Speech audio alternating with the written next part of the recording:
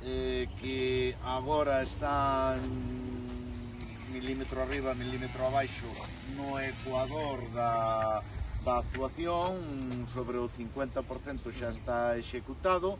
Esta é unha actuación que leva a cabo a Confederación Hidrográfica dependente do Ministerio de Transición Ecolóxica e Reto Demográfico do Goberno de España.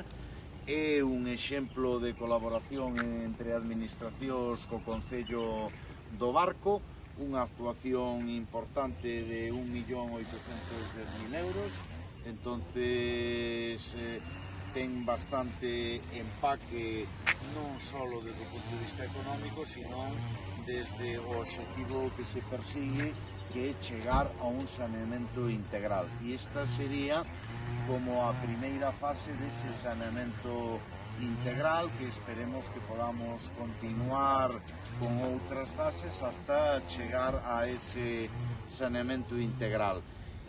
Nesta primeira fase hai 4 puntos de actuación que logo despois nos lo vai a explicar e nos lo vai a explicar a todos polo miúdo aquí o responsable, Borja, non?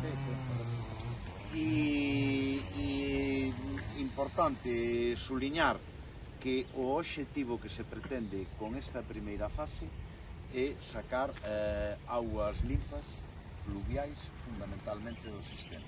E, como sabedes, un dos grandes problemas non só do Barco, sino prácticamente todas as vilas e cidades galegas, nunha época máis ou menos coincidente co desenvolvismo, as augas pluviais, os regatos, os regos,